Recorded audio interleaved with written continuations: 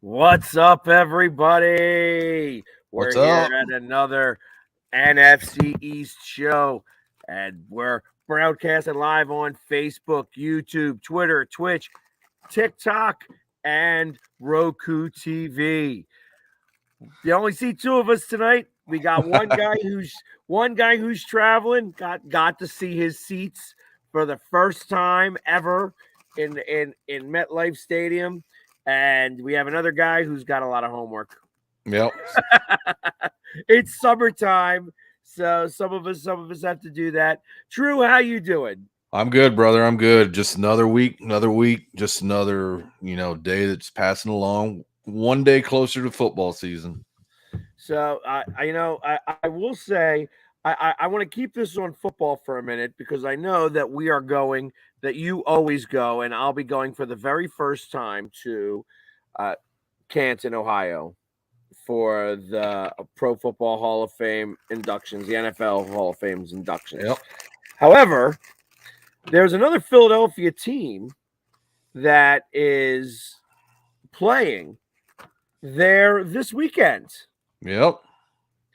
And I initially was like, I don't know if I want to go or not, but I found out how cheap tickets were and that they're general admission. Yep. And, I was like, well, maybe it would be worth it for me to go out there to go see the Philadelphia Stars take on the Birmingham Stallions in the USFL Championship. Yeah. I saw that. I saw the championship games or the games to get to that one, and they were pretty good.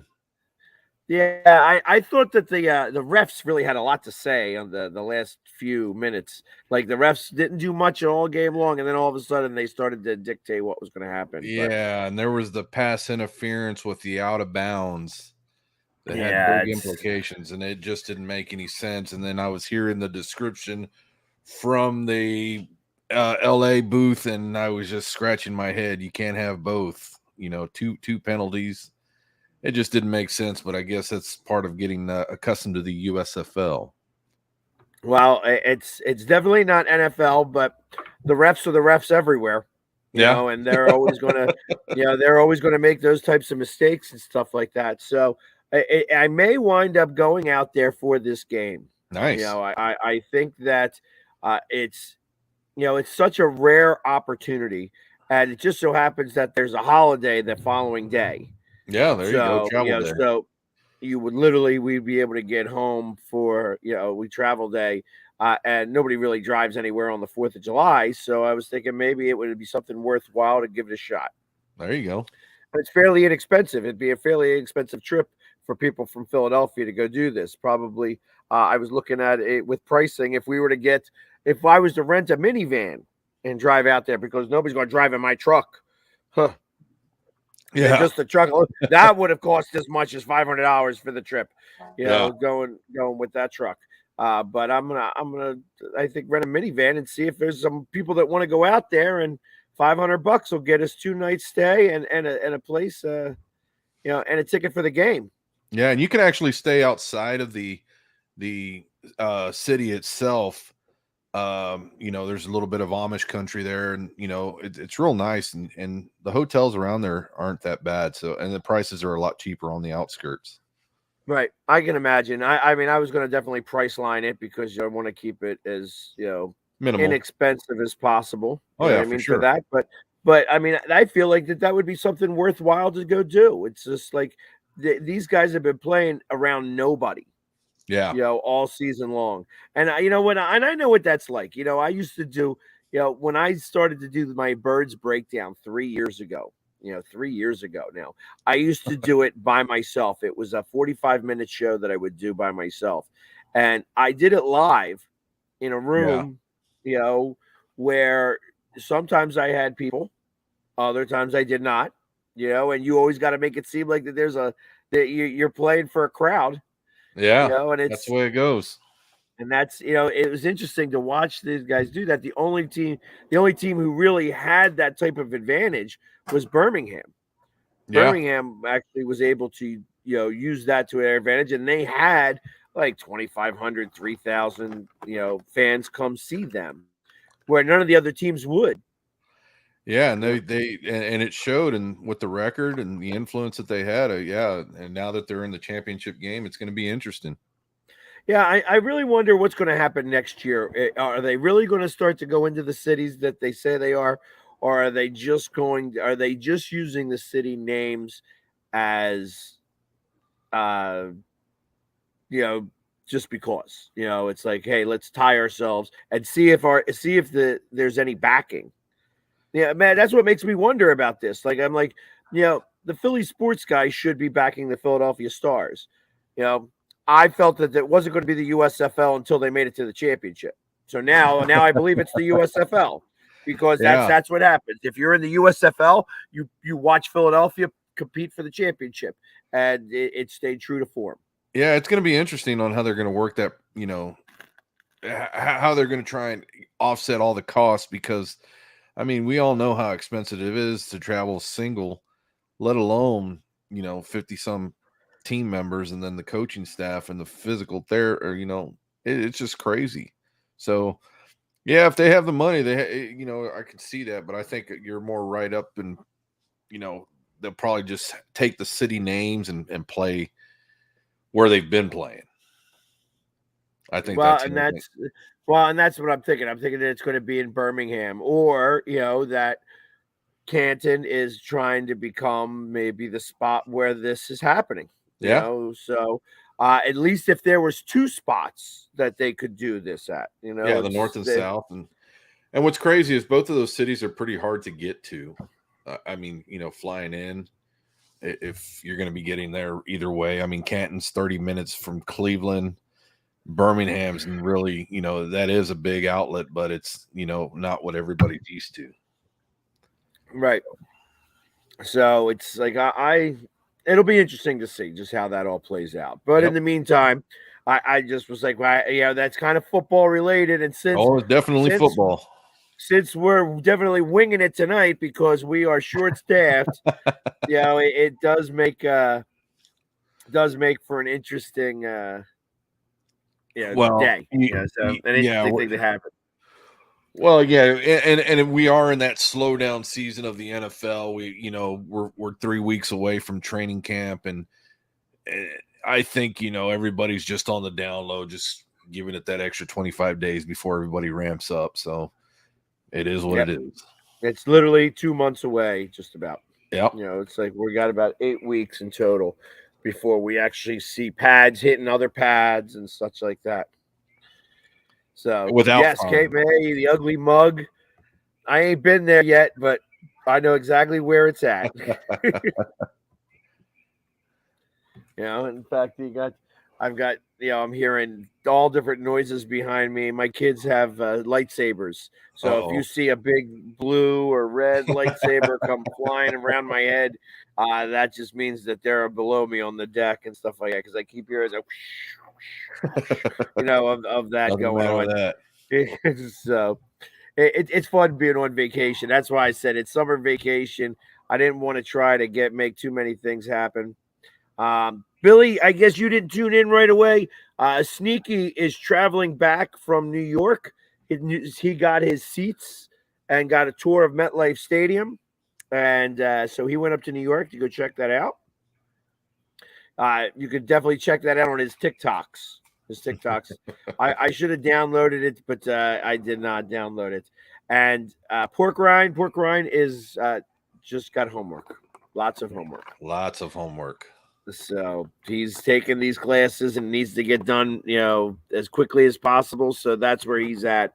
And so it's just the two of us, and that's all right because we could talk back and forth on who we think is going to be the team that actually wins the NFC East. And I know that it's me, but I'll let him at least think that he's got a shot here. Oh, we do. And everybody's throwing their analytics out there. They're throwing their guesses. They're throwing everything. But until the first week of training camp, until everybody gets, fitted in and accustomed with their new teammates and everything, that'll be a better idea. So Yeah, we'll let the pundits I speak. agree. Yeah, we'll let the pundits speak and keep speaking loud. Well, plus anything that we say, we know that we're going to hear in Stephen A. Smith tomorrow. It's like or one of them. Yeah, exactly. It's just it's. I know that they're stealing our content all the time, and that's okay. That's all right. You guys are allowed to steal it. We're letting you. We know that we're the smart ones in this group. But let's since it's just the two of us, and we can go back and forth. Let's talk about what we think what the other teams are going to do. It's interesting when we hear it from them. But what do you think? Where do you feel that the Giants are going to be at this year? What's their record going to be? I think the Giants are going to be okay. The question really is a quarterback situation. What's going to be done with that with Daniel Jones? How everything's going to be ran out? I'm not going to give them a high percentage of win. I mean, I'm going to give them a little bit under 500. I guess I can say it that way. I think they're probable at getting 8 wins. It's going to be interesting because of their schedule.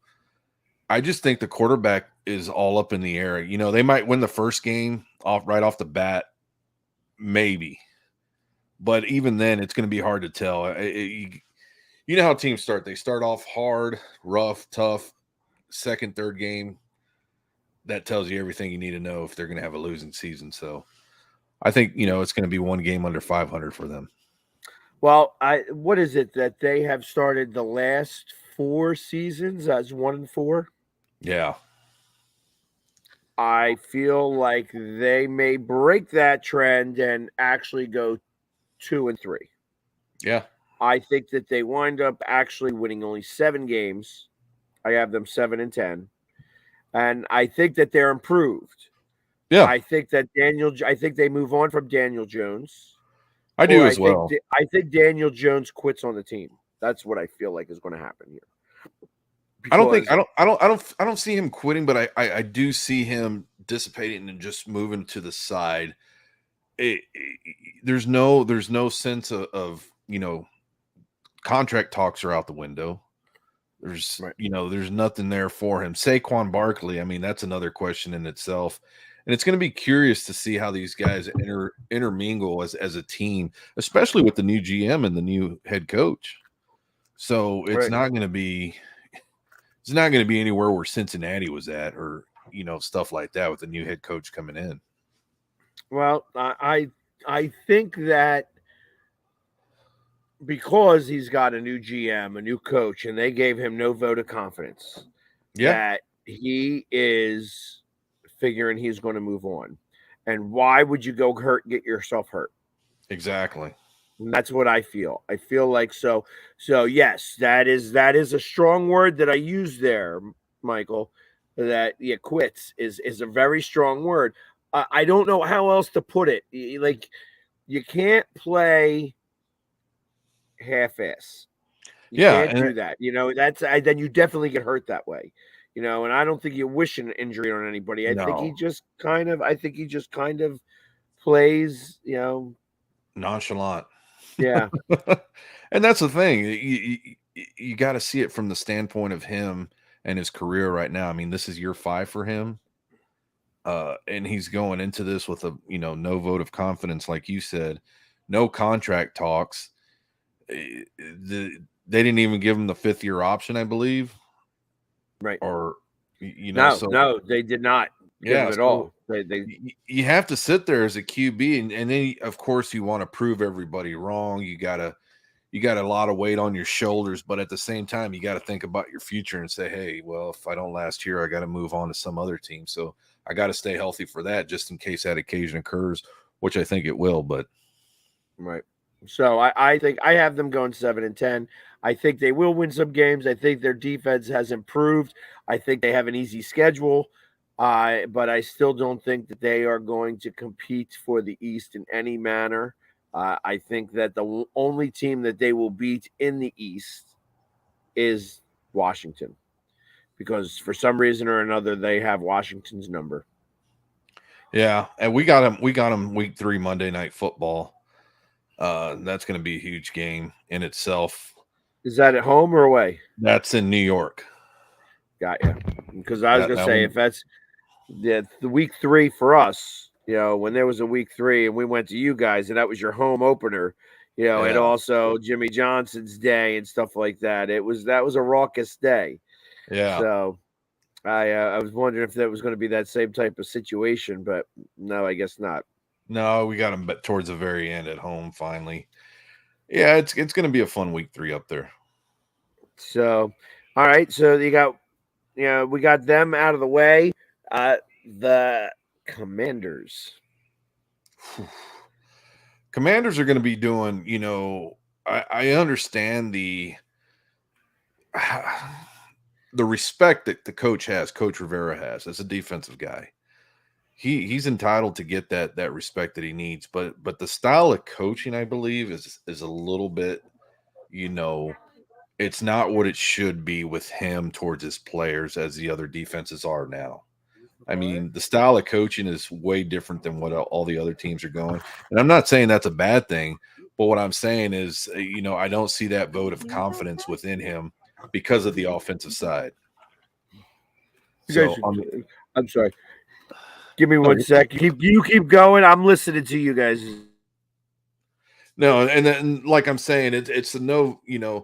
Coach Rivera has one of the strictest guidelines for the defense, but again, it's not what the coaching is going to be putting out. It's what the players are going to be showing him. I mean, he can tell them what he wants done. He can care about the system. They can care about this and that. But I believe ultimately it's going to be the defensive players that are either going to step in or they're going to step out. And do you think they will? I'm going to say they're going to play for him, but you can only play for so long if you're not getting the job done on the offensive side. And I don't see that with Carson Wentz. So you're putting a lot of weight on the defense, and putting that weight on the defensive players, you're putting all that weight on the coach. So it's going to be interesting. And then with everything else going on, with the owner and the team and everything else, that brings a lot into the team itself. That brings a lot of weight into, I mean, I wouldn't want to be Daniel Snyder, but no, and I think it's going to add a lot of drama, a ton of drama. That's like baggage, lots of baggage that you're going to wind up dealing with. So, and then you're trying to deal with the media, and then the city that you're in, and then with all the talk of the stadium being in Virginia as compared to where it's at currently, they're still trying to get viable options. That's a lot of drama for one team in one city. I mean, that's a lot. I agree. So I think that's going to weigh in on them. So it'll be interesting all the way around. I think that they're going to stink. I initially thought that they were going to wind up going 8-9, but I think that really it finally implodes. Yeah, I could see that. I could see that towards the beginning, a couple of wins and then them exploding towards the end, especially with the QB, the situation that they've got going on. And again, it's the coaching staff having to deal with the defense and the defense having to deal with the offense. I just don't think, the defense is going to be tired. Yeah, because they're going to be out there a lot, and then they're going to, and then Wentz is going to be throwing touchdowns to the wrong people and stuff like that. It'll just be like olden days. Yeah. Actually, he actually had a pretty good season last year, even though he lost against the Jaguars at the end. Yeah. He actually had a pretty good season. So they blamed it all on him. I don't, as they should have. Fair. I don't think that they should have done. I do. I think that's fair in point in cases because of the scoring. They didn't score when they needed to, and while they had a running game, they weren't doing what they should have been in the passing game.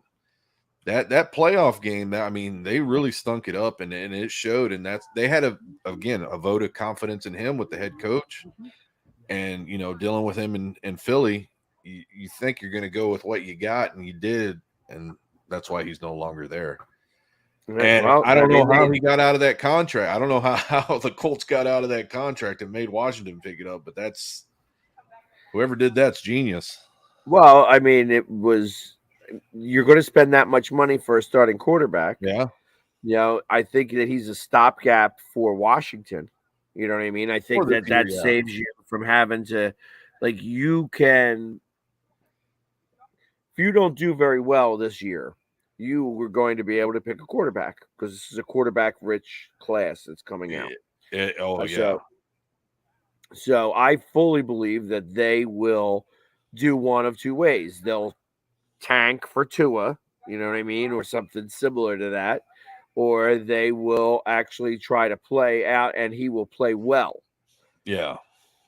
I just think that there's so much drama that goes around with everything else that it's not really feasible. I think that they're going to wind up, like I said, imploding. And yeah. And if there's any Washington fans out there right now that have something different to say, I'd like to hear it because I know they're excited about the new logo. I know they're excited about the name and the jerseys and the colors and everything. Are they though? Are they? I think that they're playing. Oh, at least we have a team name now. Yeah, and that's exactly it. It's do you want your team to actually win or do you want that high draft pick? Because I feel like that's kind of both they're in right now. Yeah, well, and it's how do you? I guess you could pay your guys to lose. You know what I mean? Yeah, that's the thing that's happening in the NFL right now. Like owners are paying their coaches to lose. I don't know if Ron Rivera would be like that. Yeah, I don't think I don't think allegedly.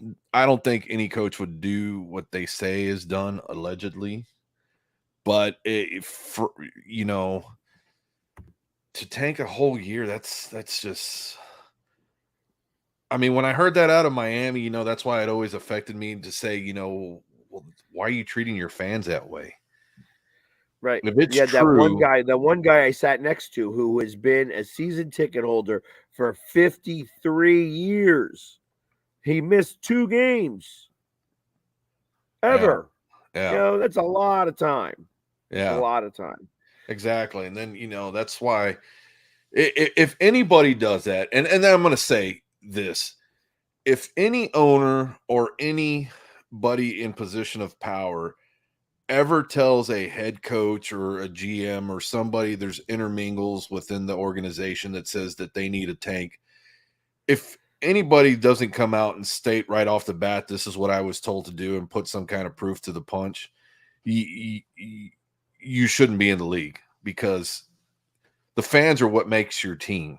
And if you're conducting your business and your organization that way, you need to be dealt with as a whole. And I think that's the type of stuff that needs to be looked at.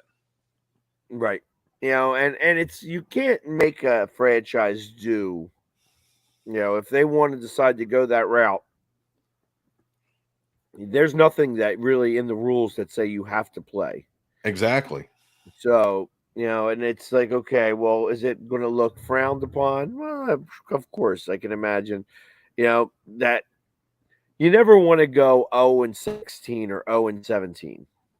No. And I got to imagine that, like when Detroit did that a couple years ago, when Cleveland did that a couple years ago, that you are battling those last few weeks. You try to start to battle to at least save face. Yeah. You don't want to be on the cup that says that you didn't win a game. Correct. You know what I mean? And that's the thing. And yeah, and that's a good position of the Detroit Lions and Cleveland Browns where they were at, and as many losses as they suffered. Hey, I've been there. We went 1-15.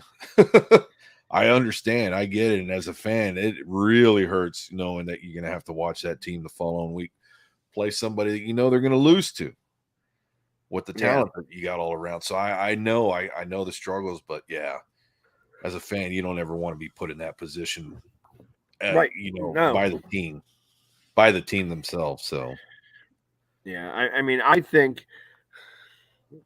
Now, like I said, I think that it's just going to happen naturally with Washington, and of course I'm saying this without Pork Rind here because I want him to feel like he's at least, he's got a little something, to go off of. But realistically, I think that they are, and I feel bad for him because he does support this team. You know what I mean? Him and Chris, that like the hog farmers, they do go out of their way. They do a lot for charity, in the name of the Commanders. Yep. And that, he's got that loyalty. That's, that's great for that. But I think he's going to have a lot of crying this year. A lot of crying. Yeah. And then the schedule and everything else. I know we've got them, and then that's the crazy thing. We have them as the last game, and there is not even a scheduled time yet. So that tells me a lot. Yeah, that you guys could be playing on Saturday. Yeah. It's like, what? Yeah, Saturday at like 4:00 in the afternoon. Yeah. Like, we'll get somebody to watch this game, maybe, because it'll be the only game on. So listen, well, we're going to take a quick commercial break here because we're halfway through, and the next two teams we get to talk about are the Eagles and the Cowboys. So we'll be back right after these few commercial messages. I see them blue by me and you, and I think to myself, what a wonderful world.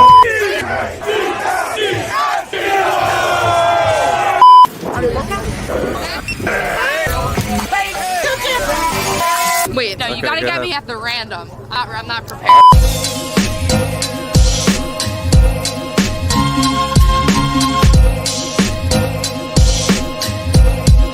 What a wonderful world.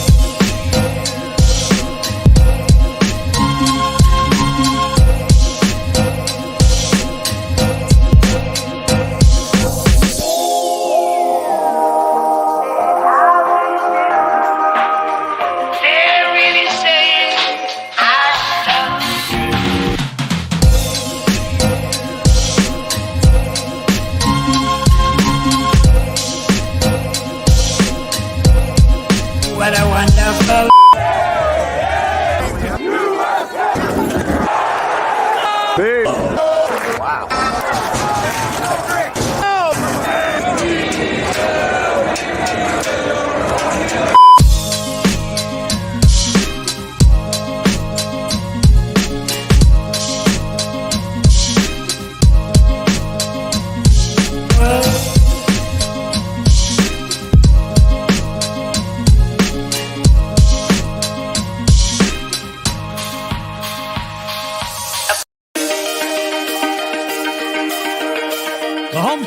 Foundation is excited to bring back the Dream Ride experience, August 26th to the 28th at Connecticut's Farmington Polo Club. Join us in celebrating the accomplishments of our Dream Riders while enjoying live music, a car and motorcycle show, family fun zone, pet adoptions, canine demonstrations, the Fireman's Chili Cook-Off, and much, much more.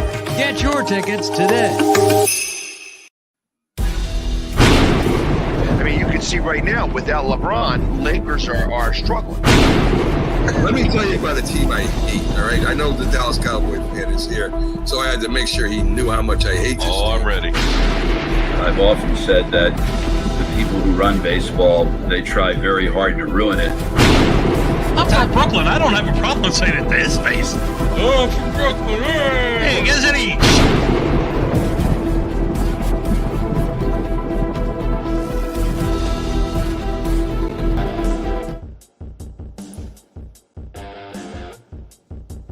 And we're back.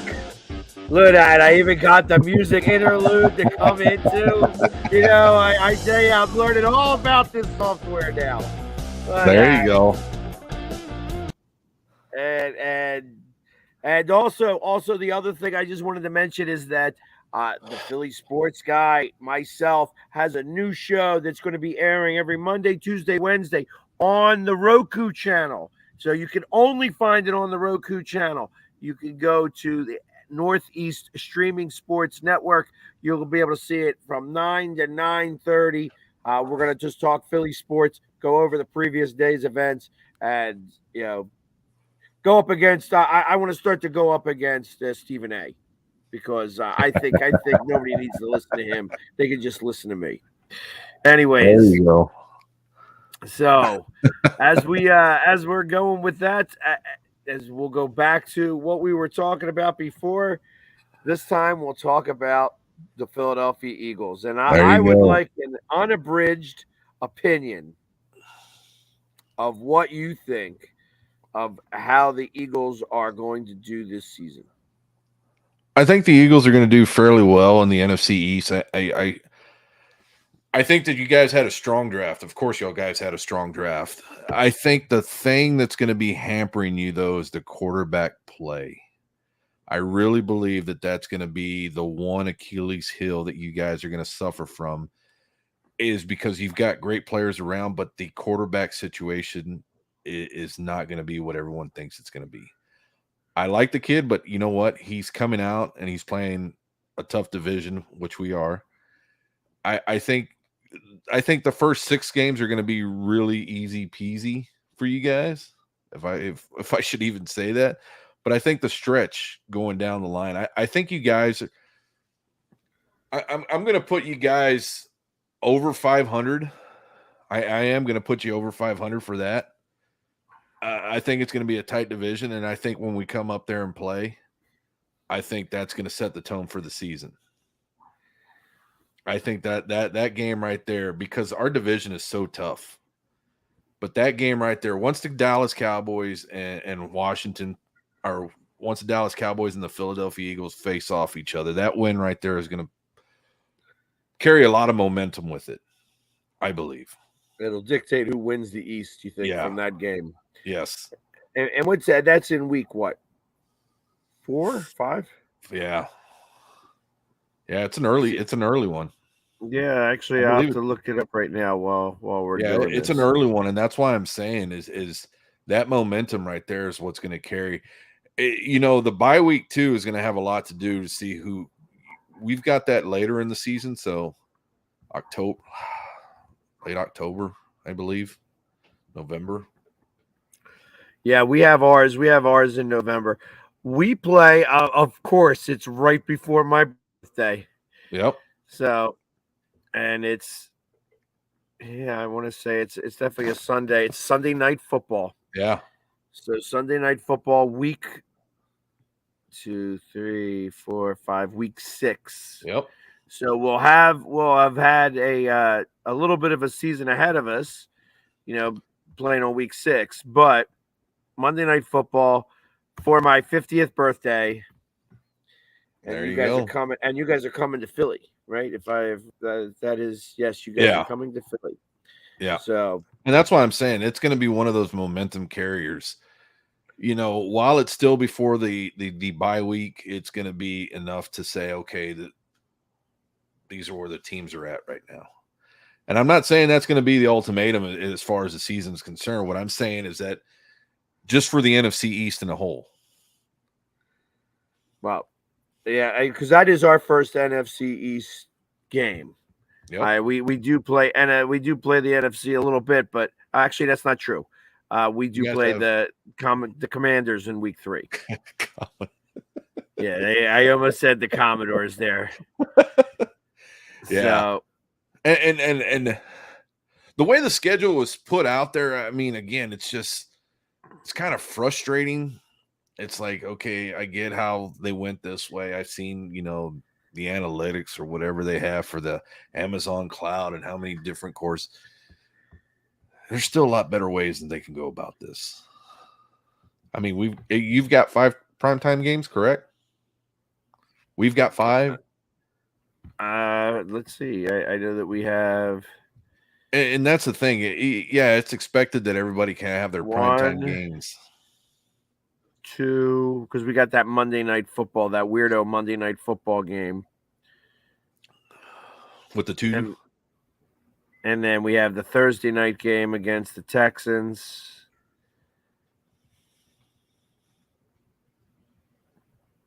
And then Christmas Eve. We're doing a Christmas Eve dance on Saturday, I think.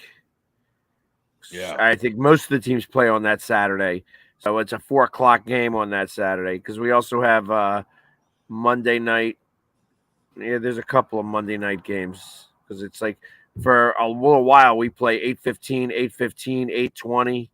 Like 3 out of 4 games we play after 8:00. Once against the Packers, once against Washington, once against the Texans, and then you guys are early in the season, along with Minnesota for Monday night. Yeah, and the thing I don't like about our games is that, we got several noon games, not one games, noon games for us. Right. Which is not fun at all.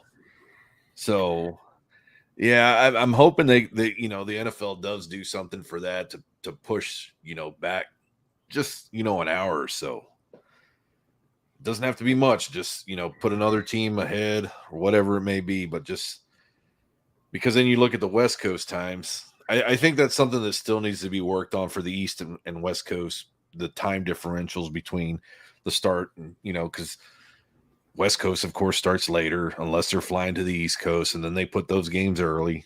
I don't know. It's just right.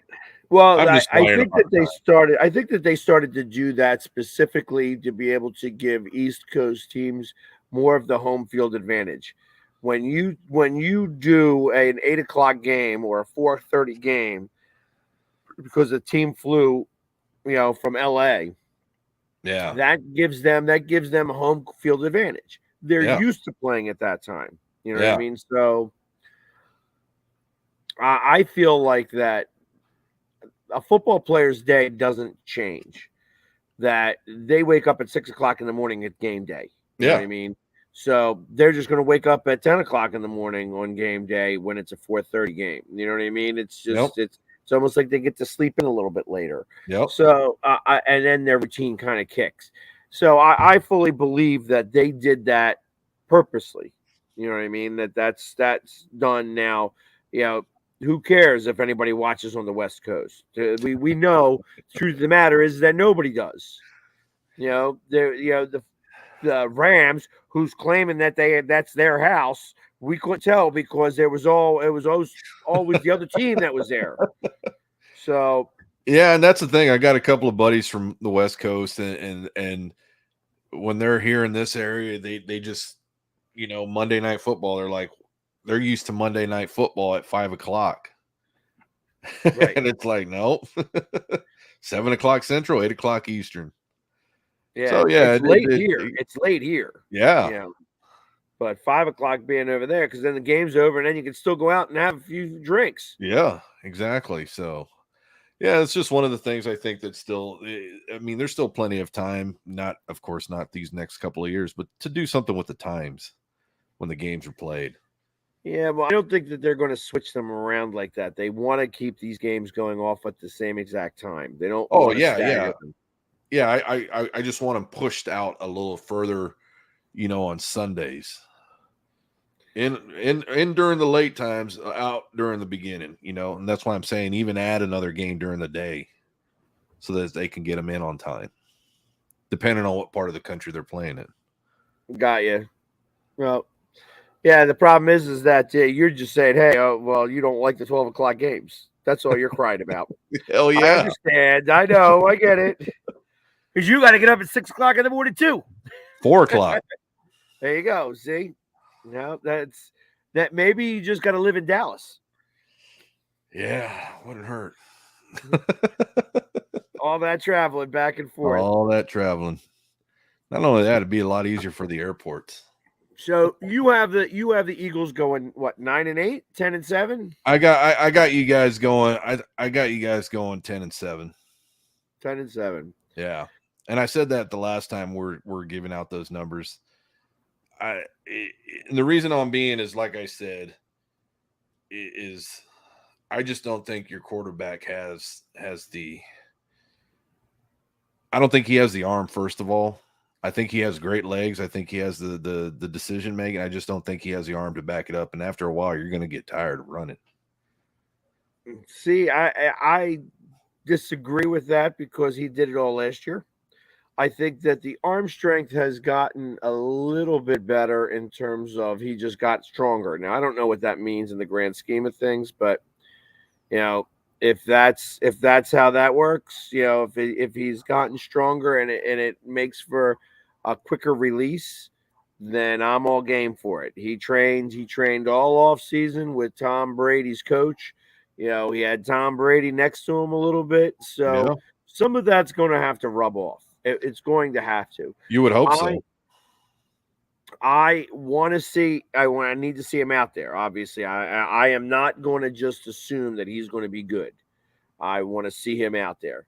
But once I see him out there, I'm like, okay. It's like I think that he has the possibility of doing really well.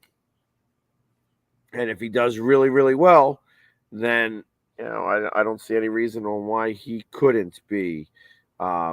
We couldn't go 11-5. 12-4. And I just think it's going to be the scheme of things too with the defenses he's going to be going against. I think that's where he's going to have his obstacles. I think reading the defense is going to be the telltale sign, and you'll be the first person to understand that from the game, y'all's first game, to see what he does to read those defenses, to see if they did any ploys to change it up so that he doesn't beat them like he did last year. And I think they will. I think the linebackers and the safeties will come in on them. Yeah, well, I think that's where the fact that we have better weapons is really going to come into play. Yep. AJ Brown's going to be able to take real good part in this. I feel that right now. I feel that Rager being the fourth option is actually going to help him. Being the number 2, it wasn't really his speed. I like the fact that he's going to beat out. If Jalen Reagor is our fourth option at wide receiver, that's a pretty good. And the other thing too is that you better not depend on AJ Brown just because he's a big body kid. You know what I mean? That you're just going to be throwing the ball up in the air and he's going to be going getting it, because that's not how it works with that guy.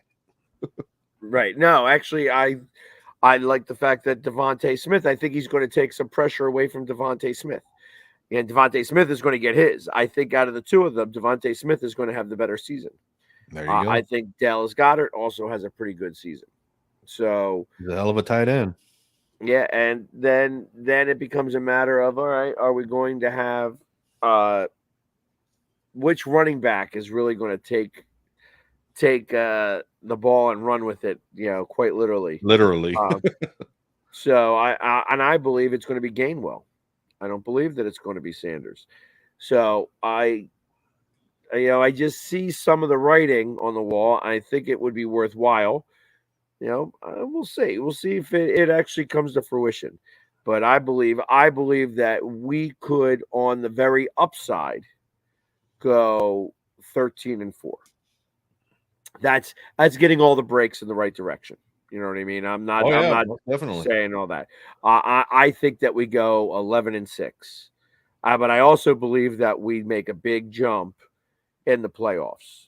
That we will have a similar situation that we did like under Andy Reid, where he made the playoffs the first year or his second year in, and then took like a double step. And like we weren't supposed to be in the conference championships, but we were. And we brought it down to like a 14-13 game, with against the Rams. I thought we could have beaten the Rams. It's just it didn't happen. So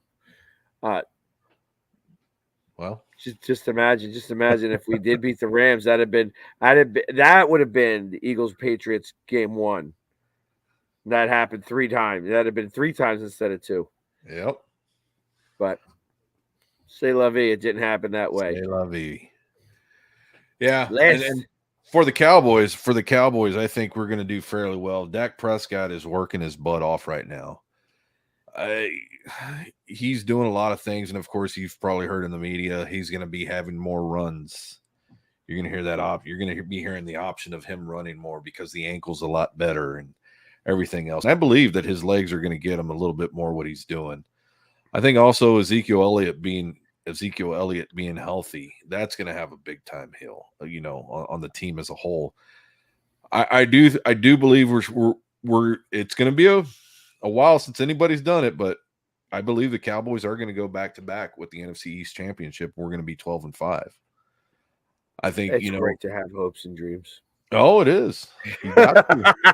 You got to. You know what? I understand why Dak is going to have to run with the ball some because you guys did not improve your offensive line, and I feel that he is, that it was starting to falter a little bit at the end of the season last year. Oh, big time. And that he is, so everybody loves to talk about his passing stats. And before he got hurt last year, he had so many passing yards, but he was 1-4. He lost all those games with all those passing yards, and then he got hurt. So now you got last year. Last year he passed well. He had great days, but he had bad days too. And ultimately, it's he can't win a big one. No, and that's the thing. And as we spoke about last week, discipline on the offensive line, discipline on the quarterback position, but we need the most discipline coming out of the coaching staff. Coaching staff really let us down last year.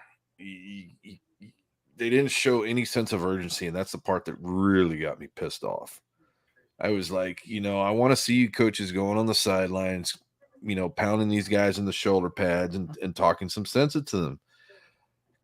Our offensive lines that are gone, Leo Collins and Connor, I was like kind of relieved when that happened. I was like, well, there just went 75% of our penalties. I mean, seriously. I get it. Yeah, I was like, we have those problems on the defensive line. The offsides. We get those offsides calls at the worst times. It's like, come on. Yeah, it's always Barnett. No, it's Derek Barnett. But yeah, and that's the thing too. Is just it's just the little things that kill teams. And last year we just had so many of them, and I was just. I was ready just to go get some tape and tape these guys' hands just so they couldn't hold anymore. I mean, that's how bad it was getting to me. I'm just like, you can't collar the guy with your arm. You can't clothesline the guy. You play offense, be a lineman, do what you got to do. But I think what the improvement that we got is the new kid, Tyler Smith. I think the kid is big. He's rugged. Guy has raw power. It's all going to come down to coaching. So. And I hope you do well enough so that McCarthy remains the coach, because I want him to be the coach for the rest of time because I think he stinks. Well, we all know that doesn't happen. So yeah, exactly. Eventually, he's going to stink it up well enough that he's going to get fired. Well, he'll get a Super Bowl this year, and then we'll move on from him. Yeah, well, I doubt that. I seriously doubt that. I wouldn't bet. I know you don't bet any money. No, I don't. I would take that. I would take that bet. I would absolutely hold that bet. Yeah, the moment. No. Yeah, actually, I think I do. Like I said, I would be interested in putting a bet on the Eagles making it to the conference championship. I think that would actually have some pretty good odds. I know that they had a pretty good offseason and whatever, but they're still like 6th in the NFC. Well, you're a gambling man, so you have time to go bet on Vegas. Oh. You gotta have the money first to be able to do that. And yeah, I'm gonna let that slide because I can't afford to lose it just yet. But I don't make the big bucks like you do with all the sponsors. Look, I know my buddy Tailgate Joe's the one that told me about it, and that's why I was just harping on that a little bit. Was he goes, the thing I always do is I always go put my insurance bet down so that I say this is going to happen and this is going to happen. I lay down that bet, and if it happens, guess what? There's my Super Bowl ticket. And I was like, that's not a bad idea, actually. There you go. And if it doesn't happen, it's just gone. You're out $100. Exactly. Could be worse. But I yeah. Hopefully, I listen. Maybe I will do that. Go to the conference championship, but it could be a home game, so then I'd make some money. There you go. To the Super Bowl. So going to the Super Bowl would be fun to do. It would be nice if they made it there. I don't expect that they do. I think that that this is going to be Tom's last hurrah. Yeah, I don't see that. Yeah, I know because you see Dallas going. Well, I mean, it's a little more than that. Last year, the way Tom Brady played, don't get me wrong, he played excellent football. Another year older, another year wiser, of course. But, everybody just got faster on him because he got older. Well, that's something that needs to be looked at. And you can be protected all you want, but as well as I do at that age, you can be an elite athlete, but there's always going to be some kid out there twice as fast coming to hound you down. True. So hey, listen, I'm all right with that. I wouldn't mind seeing them in the conference championship because then I know sometimes, I feel like that it would be just apropos. The two quarterbacks that practice together in the offseason meet in the conference championship. That would be apropos. Well, we've got them week 1, Sunday Night Football. So that day right there is going to be. Again, this is the second time in a row you guys got them week 1, right? Yes. Sunday Night Football this time. So, last time was Thursday Night Football. Yep. Because they had just won the Super Bowl. Yep. So it's going to be a Sunday ordeal. If you everybody will be in town. Everybody will be starting at noon. So it'll be a fun day. Yeah, are you guys? Is it a home game? What's that? It's a home game. Yeah, it's a home game for us. Oh, nice. All right, got you. Yeah, last year it took you 3 weeks to get your first home game. You guys were the last team to have a home game. Yeah, and if you remember, that's where I almost passed out. Yep. Still 100 degrees out there, and I almost passed out from not having any water. Yeah, I know that we kept going back and forth to go get some. Oh my goodness! It was a hot. Plus, like I said, it was a raucous crowd. Like I said, it was the most raucous I'd ever seen Dallas. Yeah. I most of the time they're pussycats down there. They're really not that active. Yeah, and we were talking about that last week, and the younger crowd too has come into its own.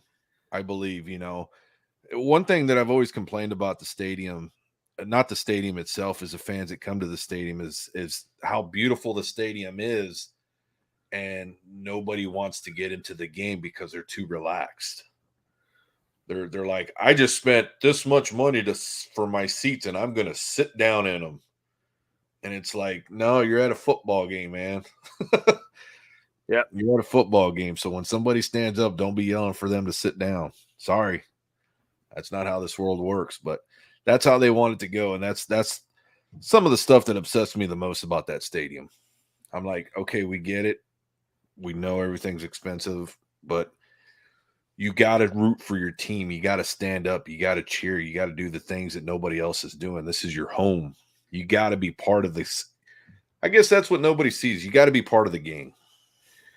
Yes. Well, and that's one of the things that we as super fans understand implicitly. Yeah. You know, and that's one of the things that I'm going to start to offer this year. I don't know if it's something that you've ever thought about, but I am offering to any clients of Philly Sports Trips that if they would like to do the Philly Sports Guy experience, where they can come to a game with me, that they get to see what it's like. I can go as crazy as putting them on face paint, you know, and stuff like that, and have them go crazy. But most of the time, people aren't. It's hard to be me. Yep. It's very hard to be me. So I don't expect people to be me, but they can see the game through my eyes and what it takes to be me. You know, because I'm not a better fan than anybody else, but I am more vocal. I am more energetic. And like I said, I don't boo. So I'm very positive all the time. I'm always engaging with other fans and stuff like that. Yeah. I'm there to make the game enjoyable. And by doing that, they hear you. They hear me. I know that they do. Oh, You know yeah. what I mean? They don't have a choice, really, because I am that loud. But that's beside the point. You know what I mean? It's like they want that type of reaction, especially at home. And Philadelphia people travel very, very well. So, yeah, and that's the thing. That's the thing about, you know, fans and fandom and everything else. I mean, fanatics, that's what we are. We're crazy that way.